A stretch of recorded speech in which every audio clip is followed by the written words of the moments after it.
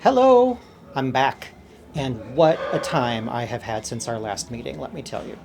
Now, on the knitting front, pretty simple. It's been almost all edging all the time. I want to get this edging for the antique shawl pattern finished for the Patreon group, and that means the edging still needs to be finished. I need about 5 miles of it in total, or at least that's what it feels like. So it has become my knitting obsession. If I'm sitting still, I am probably knitting this edging.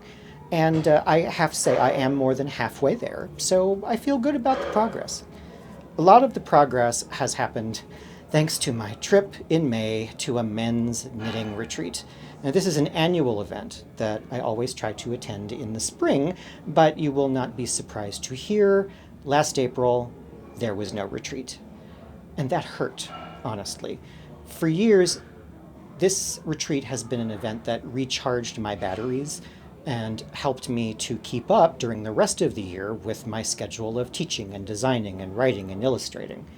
There are, you might be surprised to hear, quite a few men's knitting retreats all around the United States, very loosely affiliated, but all organized independently. If you're interested in learning more, I will put a link to the organization's website in the description below. The spring retreat takes place at a beautiful gay men's refuge way out in the country in central New York. Not all the men who attend are gay or bisexual, however. We like to say that we never out the straight guys, since their private lives are nobody else's business. There's a lake, a mountain, a cluster of rustic buildings, and winding hiking paths through the woods. While our group is there, you're likely to come upon one or more knitters any place there's a comfortable seat, a cool breeze, warm sun, a pretty view, or any combination thereof. We were a small crew this year, 26 of us, about half the usual gang due to COVID precautions and travel restrictions. For most of us, it was the first time away from home in well over a year, certainly the first time away for travel for pleasure. And since everyone, including the staff, was vaccinated, we were able to remove our masks. What you see at our retreat is largely what you'd see at any retreat. A mix of skill levels from novice to expert, and in fact a mix of skills of which knitting is only one. For example, this is Aaron, one of the 2 retreat organizers, who brought his drum carder to continue preparing wool to spin. The fiber is from a fleece he bought, cleaned, and dyed himself, with gorgeous results. And this is Joe, our other organizer, and also one of the founders of the umbrella group for the men's knitting retreats. He is, obviously, at work on his spinning wheel. Joe was, as it happens, my first spinning teacher. I love watching a good spinner at work. It's so soothing. You see projects at every stage of production, including just starting out with choosing and winding the yarn.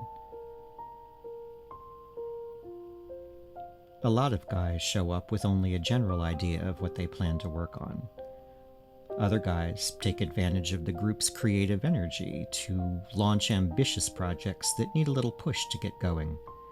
Some guys bring in works in progress that are taking forever and go faster when you have good friends to talk to.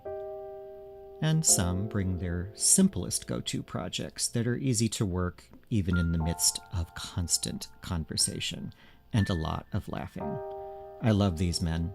They're funny, strong, kind, and compassionate. Just being around them helped me to begin healing after a horrible year. And I got a lot of edging done, too. And like any retreat, we do love our field trips. We had 2 this year, both to places that we've been before, but we loved them so much we couldn't wait to go back. The first was Foster Sheep Farm in Schuylerville, New York. As the sign says, they have a yarn shop, but that comes later.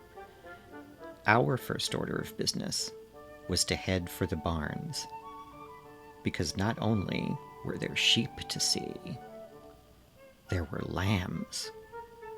And not only were there lambs, but we had arrived at lunchtime for the lambs. These lambs are so young, they're still learning to graze. So Mr. Foster tapped their feed bucket, and Mrs. Foster gave a call, and suddenly there were lambs everywhere, coming from all directions, primarily Romney, Wensleydale, and Teeswater Cross. And it doesn't matter how many times I've seen lambs, my heart never fails to go pitter-patter at the sight.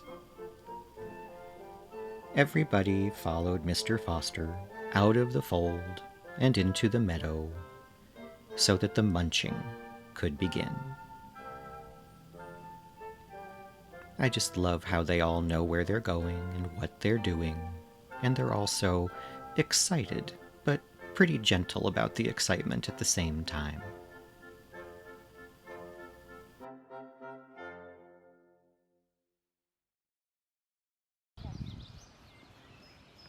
Hi, honey. Yeah. They didn't waste any time cleaning out the buffet.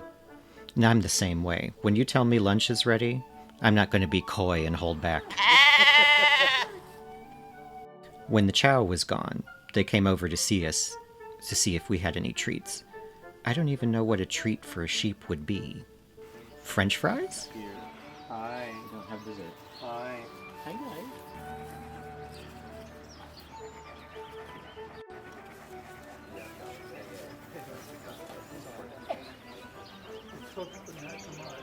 Thank you for the beautiful pictures, everybody.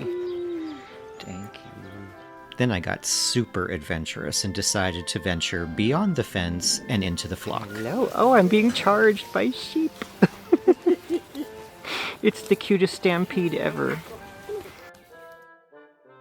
Even though I didn't have any goodies to offer, they were very friendly. Ooh. Sometimes super friendly.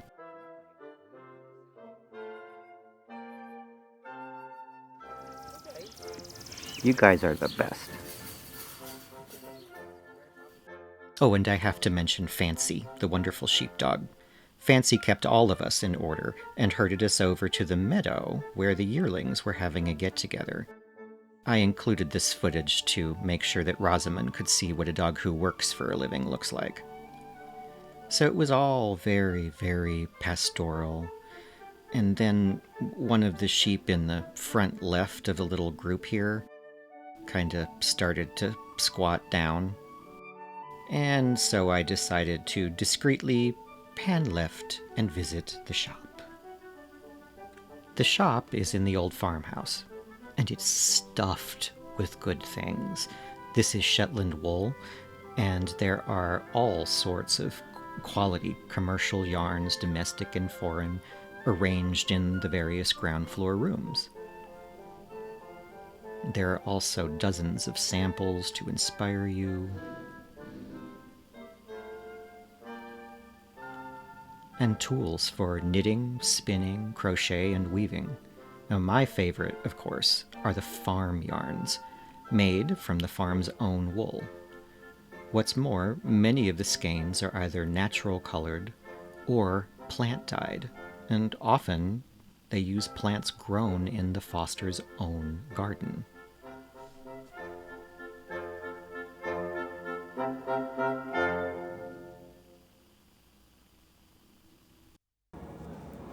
So it only took 1 hour among the sheep, and I felt my blood pressure drop and my shoulders relax.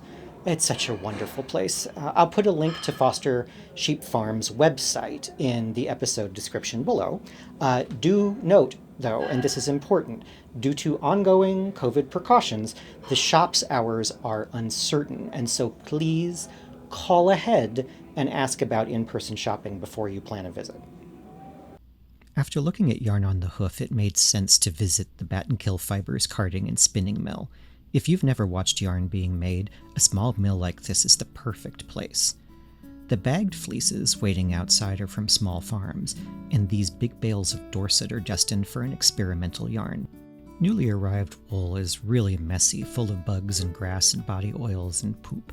So the first step in the spinning process is to sort it, meaning to remove weak, broken, and matted fibers. Usually it's done by the machine behind our guide, who here is sorting a bit by hand. Then it has to be washed, scoured thoroughly.